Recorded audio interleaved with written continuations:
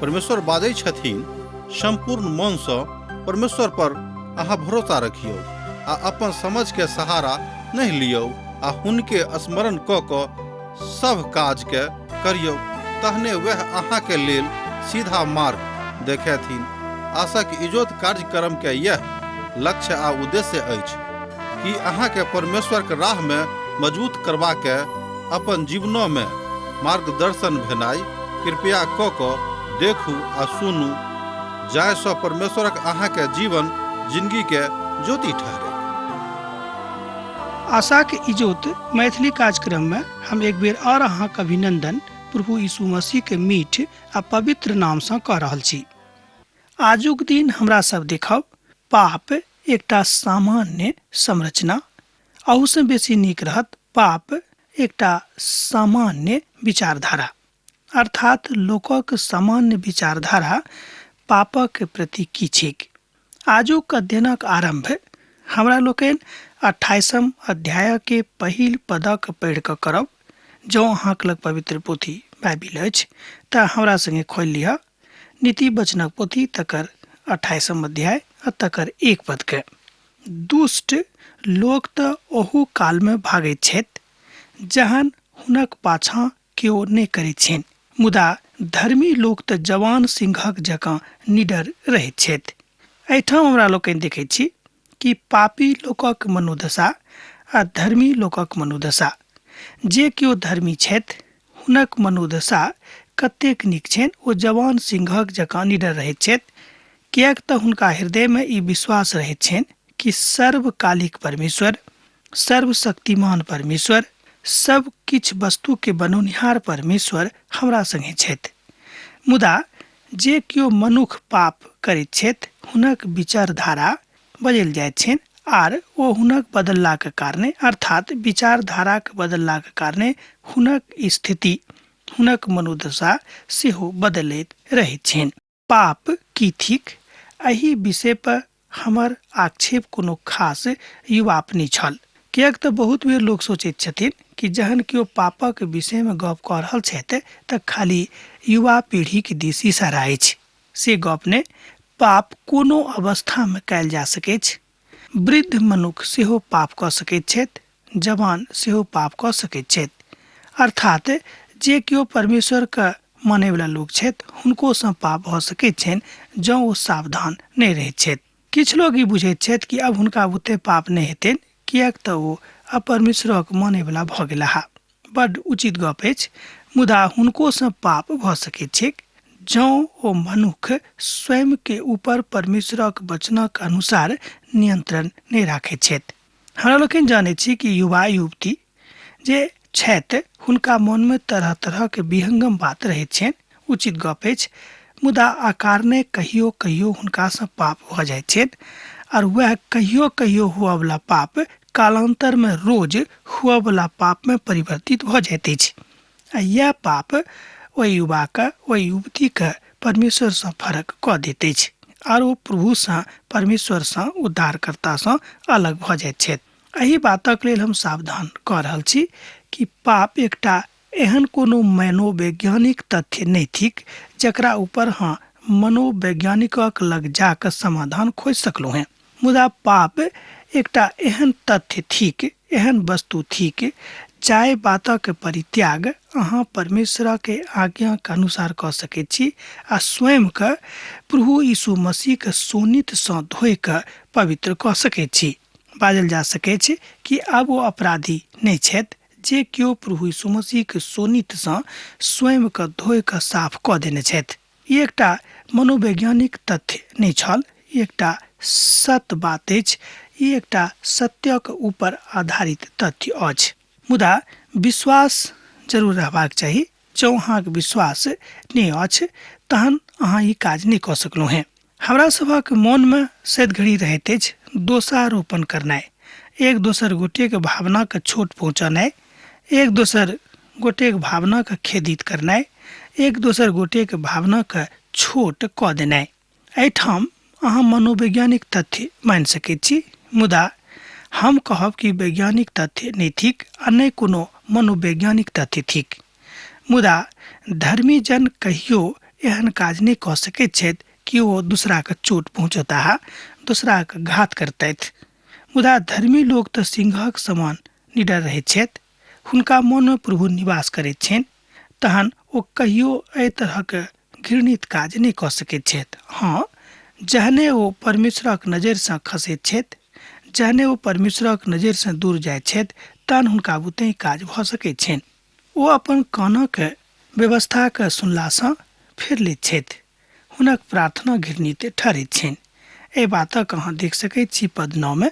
जँ अहाँक लग पवित्र पोथी बाइबिल अछि तऽ हमरा संगे एक बेर देखियौ। जे अपन कानक व्यवस्थाके सुनलासँ फेर लैत छथि, हुनक प्रार्थना घृणित ठहरैत छनि। मान लियौ कि जहन अहाँ व्यवस्थाके माननाइए बिसरा देलहुँ हैं। एहिठाम व्यवस्थासँ अर्थ अछि परमेश्वरक पवित्र वचन।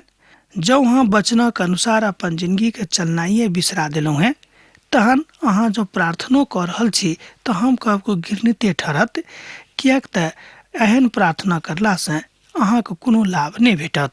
किएक तऽ हमरा लोकनि जानैत छी कि सुलेमानक काल धरि एहि तरहक तथ्य होइत छल कि बहुत केओ ओहू कालमे दिखावाके लेल प्रार्थना करनाइ आरम्भ कऽ देने रहथि। मुदा कालांतरमे जहन ई बात तथ्य विहीन भऽ गेलै, तहन लोग बुझि गेला कि एहन लोकक प्रार्थनासँ कोनो फायदा नहि छै। कि हमरा लोकनि जानैत छी पंचग्रंथक विषयमे जाय बातक पेंटाटुकक रूपमे हमरा लोकनि सेहो बखान करैत छी। एहि कथा पर तथ्य देवल गेल अछि कि हमरा सबके व्यवस्थाके अधीनमे रहबाक अछि। किन्हक व्यवस्था तऽ परमेश्वरक बनावल व्यवस्थाके अधीनमे रहबाक अछि। अर्थात तहने अहाँके प्रार्थना, तहने अहाँके गिड़गिड़ाहट, तहने अहाँके विनती प्रभुके स्वीकार भऽ सकैत छनि। अन्यथा निरापद भऽ जायत आर एहिसँ अहाँके कोनो लाभ नहि भेटत। पहिल पत्रसक पोथी तकर 3 अध्याय आ तकर 12 पदमे एहि कथाके बताओल गेल अछि। तहन ओहि बातक ओतऽ देख सकैत छी। पहिल पत्रसक पोथी 3 अध्याय के 12 पद। किएक तऽ परमेश्वरक आँखि धर्मीक ऊपर लागल रहैत छनि आर हुनक कान हुनक विनतीके दिस लागल रहैत छनि। मुदा प्रभु बुराइके आरम्भ करयवलाके विमुख भऽ जाइत छथि। एहि तरह हमरा लोकनि देखैत छी कि जे केओ बुराइके आरम्भ करैत छथि, जे केओ बुराइ करैत छथि, हुनकासँ प्रभुके नजरि विमुख भऽ जाइत छनि। आब तऽ स्पष्ट भऽ गेल होइत। एहिठाम नीति वचनक महिमाके कथाके विषयमे बतायल गेल अछि कि नीति वचनक कतेक महत्व परमेश्वरक नजरिमे छनि। जे सोझ लोकक भटका कऽ कुमार्ग पर लऽ जाइत छथि, ओ अपन खानल गड्ढामे अपने खसि पड़ैत छथि। मुदा खरा लोक कल्याणक भागी होइत छथि। एहि बातक अहाँ एहिठाम देख सकैत छी पद 10 में। जँ अहाँके लग पवित्र पोथी बाइबिल अछि तऽ अहूँ एहि बातक अध्ययन कऽ सकैत छी, एहि बातक पढ़ि सकैत छी। प्रभुके व्यवस्था छनि कि जे संसारमे एखनो कार्यरत अछि, एखनो ओ बात चलि रहल अछि। अहाँ एखनो एहि बातक बड्ड जोर दऽ कऽ बता सकैत छी। यह आदरक बात थिक। तहन अहाँ बाजि सकैत छी कि पापक कारणे अपन परिवारमे अहाँ दुख, विषाद, विवाद आ बीमारीके आनि रहल छी। आब एकटा प्रश्न उठि कऽ ठाढ़ भऽ जाइत अछि। एक गोटे कहलनि कि हम एकटा धर्मी मनुष्यके जानैत छी जे कहियो कोनो तरहक पाप नहि करैत छथि, बड्ड सावधान रहैत छथि नित्य दिन। मुदा हुनको बारेमे हम देखैत छियनि कि बहुत लोक बीमार छथि। हुनक परिवारक बहुत लोक बीमार छथि। हुनका हम स्वयं देखैत छियनि कि ओ बड्ड तकलीफमे रहैत छथिन गरीबीके कारणे। ई की गप थिक। हमरा लोकनि एहि संसारमे बड्ड कम कालक लेल आयल छी। पवित्र पोथी बाइबिल तऽ कहैत अछि कि पल भरक लेल हमरा लोकनि एहि संसारमे थिकहुँ हैं। एहि संसारक तकलीफ आर ओहि दुनियाके सुख, जँ अहाँ एहि दुनू बातक विश्लेषण कऽ के देखबै तऽ एहिठामक तकलीफ बड्ड छोट भऽ जाइत अछि। हम ई नहि बाजि रहल छी कि प्रभु चाहैत छथि कि अहाँ तकलीफमे रहू, अहाँ गरीबीमे रहू, अहाँ बेघर रहू। से प्रभु नहि चाहैत छथि। प्रभु चाहैत छथि कि अहाँके लग सब किछु रहै, मुदा घमंडक साथ, कुकर्मक साथ कोनो वस्तुके प्राप्तिके इच्छा नहि राखब। निरंतर आ लगातार प्रार्थनामे रहब, जाहिसँ प्रभु ई बुझि जेताह जे अहाँ हमरा संगे रहै छी आर कंगालपन में गरीबी में कहियो अपन प्रभु के नहीं छोड़ब, कहियो हुनका नहीं बिसरायब। बड़ स्पष्ट भऽ जाइत अछि, ओ जानैत छथि कि ओ बीमार छथिन, ओ जानैत छथि कि ओ गरीब छथि, तहन एहि बातक लेल अहाँ हुनक निंदा नहीं करियौक, किएक तो प्रभु थिकाह आरो हुनक लोक छनि। तहन प्रभु जानैत छथि कि कोन कारणे ओ तकलीफ में पड़ल छथि। पवित्र वचन कहैत अछि, पवित्र बाइबिल कहैत अछि कि प्रभु के दिससँ देवल गेल तकलीफ के बड़ सौभाग्यक बात मानब। तहन अहाँ बड़ सौभाग्यशाली छी जँ अहाँ तकलीफ में पड़ल छी। कनि सुनि कऽ खराब लागत, मुदा ई बड़ सत गप थिक, किएक तऽ प्रभु के एकटा महान दास एहिठाम कहैत छथि कि जँ अहाँके जिंदगी में, अहाँके परिवार में, अहाँके जिंदगी में कोनो तरहक तकलीफ नहीं अछि, तेकर मतलब कतौ न कतौ किछु न किछु गड़बड़ी अछि कि अहाँ आजुक दिन कोनो तरहक परीक्षा में नहीं पढ़लहुँ हैं। एकर अर्थ यह भेलै कि अहाँके आत्मिक जीवन कतौ न कतौ गड़बड़ अछि। सुनि के देखियौ कते खराब लगैत अछि, मुदा पवित्र पोथीक वचन यह थिक, परमेश्वरक वचन यह थिक कि हमरा सब तकलीफों के काल में प्रभुक संगे आनंदित रह सकैत छी। किएक तऽ हमरा लोकनि फिलिपियो के पोथी में ए बातक देखब, ओतऽ बतायल गेल अछि कि सदा काल में, हर काल में, सैद घड़ी में अहाँ आनंदित रह सकलहुँ हैं, कोना कऽ तऽ अपन प्रभुक संगे। ई बात सत्यापित अछि, एहि बातक सत्यापन कयल जा चुकल अछि। संत पौलुस एहि बातक सत्यापित कऽ चुकने छथि। आ जे अपन अपराधक लुका कऽ राखैत अछि, ध्यान दियौक, बड़ महत्वपूर्ण वचन अछि पवित्र पोथी बाइबिल के। नीति वचनक पोथी 28 अध्याय के 13 पद देखियौ हमरा संगे। आ जे अपन अपराधक लुका कऽ राखैत अछि, हुनक काज सुफल नहीं हेतैक, मुदा जे तकरा मान लैत अछि आ छोड़ि दैत अछि, हुनके ऊपर दया कयल जेतनि। एहि बातक अहाँ एहिठाम देख सकैत छी 28 अध्याय के 13 पद में। देखियौ कतेक नीक बात अछि। ई एकटा महान वचन अछि, महान नीति वचन अछि, अहाँके आर हमर जिंदगी में महान रूपसँ काज करयवला वचन अछि। अपराधक मनसा अर्थात अपराधिक मनसा, अपराध करबाक एकटा बोध जँ अहाँके जिंदगी में अछि, तहन अहाँ कहियो अपन पिता परमेश्वरक शरण में आबे में सफल नहीं होइब। मुदा जहने अहाँ तकरा छोड़ि देबेक, जहने अहाँके मन में भावना आबि गेल कि अब हम खराब काज करनाइ छोड़ि देब, तहन प्रभुक महान प्यार, महान अनुग्रह अहाँके जिंदगी में आबि जायत, वही घड़ी में आबि जायत। पहिल यूहन्ना पोथी तकर 1 अध्याय आ 9 पद एहि बातक ऊपर बेसी इजोत राखैत अछि। जँ अहाँके लग पवित्र पोथी अछि तऽ अहाँ देख सकैत छी।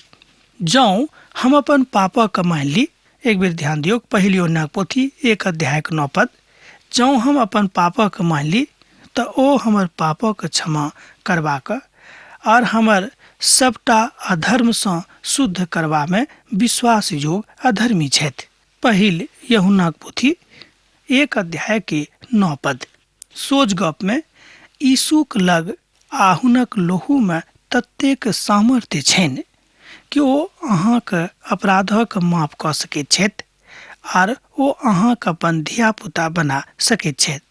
लेकिन शर्त देवल गेल अछि कि जँ ओ अपन पापक मान लेक आ तकरा छोड़ि देक। जँ एहि बातक करबाक लेल अहाँ तैयार छी, तहन अहाँ हमरा संगे बाजि सकलहुँ हैं कि हे प्रभु, हम अपन अपराधक छोड़ि रहल छी आर प्रभु हम अहाँके शरण में आबऽ चाहैत छी। जँ अहाँ हृदय से बातक बाजलिए तऽ प्रभु अहाँके माफ कऽ देलखिन। आ जे मनुखक परमेश्वरसँ निरंतर डेराइत रहैत छथि, ओ धन्य छथि, मुदा जे अपन मनक कठोर कऽ लैत छथि, ओ विपत्ति में पड़ि जाइत छथि। एहि बातक अहाँ एहिठाम देख सकलहुँ हैं 14 पद में। जँ अहाँके लग पवित्र पोथी बाइबिल अछि तऽ हमरा संगे देखियौ, नीति वचनक पोथी तकर 28 अध्याय आ तकर 14 पद। आ जे मनुख परमेश्वरसँ निरंतर डेराइत छथि, ओ धन्य छथि, मुदा जे अपन मनक कठोर कऽ लैत छथि, ओ विपत्ति में पड़ैत छथि। एहिठाम एहि वचनक सोझ शोभा या अछि। सोझ अर्थ में एहि वचनक सोझ अर्थ यह होइत अछि जे प्रभुक भय में बनल रहैत छथि, जिनक मोन अपन उद्धारकर्ता में बनल रहैत छनि हुनका प्रभु यीशु मसीह माफ कऽ दैत छथिन। मुदा जे केओ एहि तरहक काज नहि कऽ रहल छथि ओ अनेरे विपत्तिमे तकलीफमे पड़ि जाइत छथि आ दोष लगाबैत छथि केकरा ऊपर तऽ परमेश्वरक ऊपर कि देखियौ प्रभु हमरा तऽ माफ नहि करैत छथिन। ओ अहाँके दिस ताकैत छथि, ओ अहाँके अपन कथाके अनुसार गंभीर रूपे प्रेम करैत छथि। ओ अहाँके ओतबे प्रेम करैत छथि जतेक अहाँ अपन धियापुतासँ प्रेम करैत छी। मुदा हम तऽ कहब कि ओ अहाँसँ ततेक प्रेम करैत छथि, ओतेक प्रेम एहि संसारमे अहाँसँ केओ नहि कऽ सकैत अछि, अहाँके मायो बाबू नहि करत। एहि बातक एहिठाम बतायल गेल अछि। हम बड़ विश्वासक साथ कहैत छी, किएक तऽ परमेश्वर हमर आत्माक पिता छथि। ओ जानैत छथि कि हम हुनके थिक, मुदा हुनकासँ हमरासँ बहुत बेसी प्रेम छनि। एहि बातक अहूँ विश्वासक साथ बाजि सकैत छी। परमेश्वरक वचन कोनो एहन गप नहि थिक, एहन छोट बात नहि थिक कि ओ अनेरे बाजल गेल अछि। परमेश्वरक वचन बड्ड गंभीर अछि, बड्ड सत्य अछि, बड्ड पवित्र अछि, बड्ड महत्वपूर्ण अछि, बड्ड दीर्घकालक लेल अछि। ओ कहियो मिटयवला नहि अछि, किएक तऽ पवित्र पोथी बाइबल बताबैत अछि कि सदा कालसँ परमेश्वरक वचन छलैके आ वएह वचन एहि संसारमे प्रभुके रूपमे आबि कऽ देहधारी भेलैके। एहि तरह हमरा लोकनि देखैत छी कि एहि प्रसंगके प्रासंगिकता यह थिक कि हमरा सब अपन प्रभुके संगे, अपन यीशुके संगे बनल रही। जो हमरा सब अपन यीशुके संगे बनल रहब तऽ ई तथ्य आ ई विचार हमरा सबके मजबूत कऽ देत।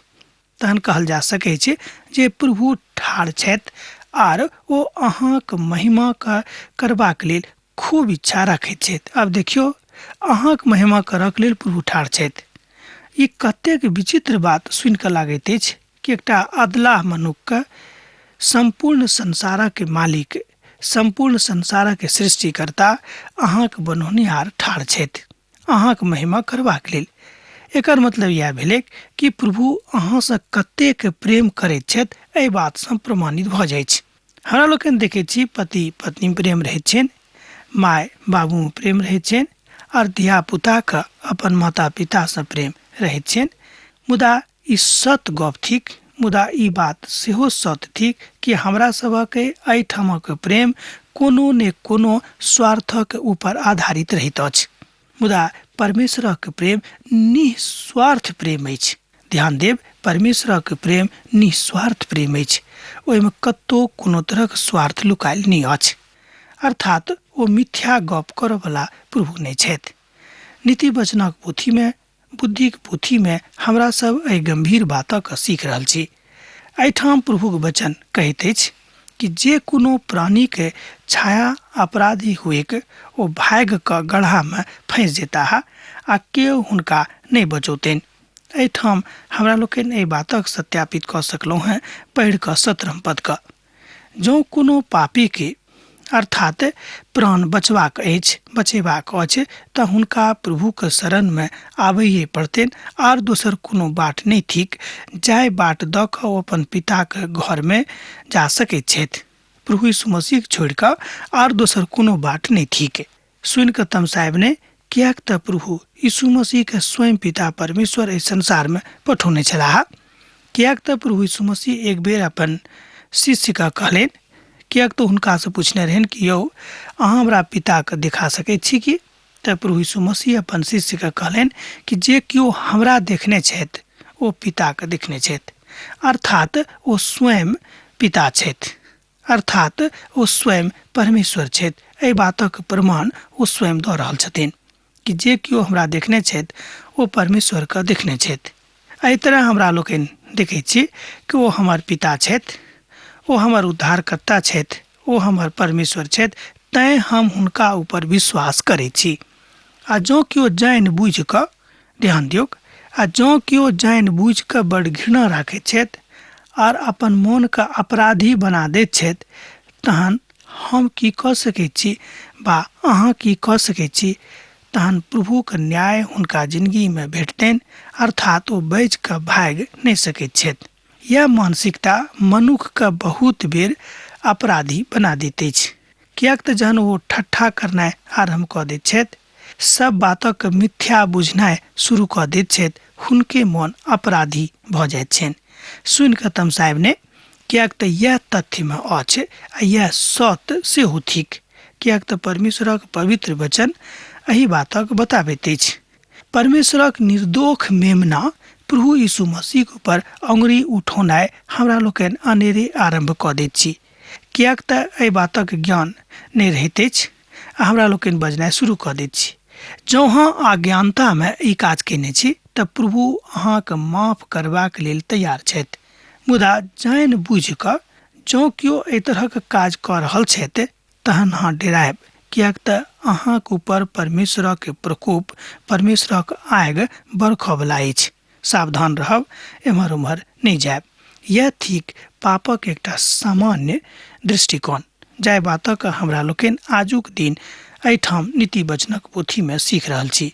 अब जँ अपराधक विषयमे छी तऽ एकटा छोट बात कहब कि एकटा पुलिस अधिकारी आबि कऽ हमरा कहलनि कि यौ, अपराधक प्रक्रिया एहिठाम आरम्भ होइत अछि जतऽ मनुख परमेश्वरसँ अलग भऽ जाइत अछि।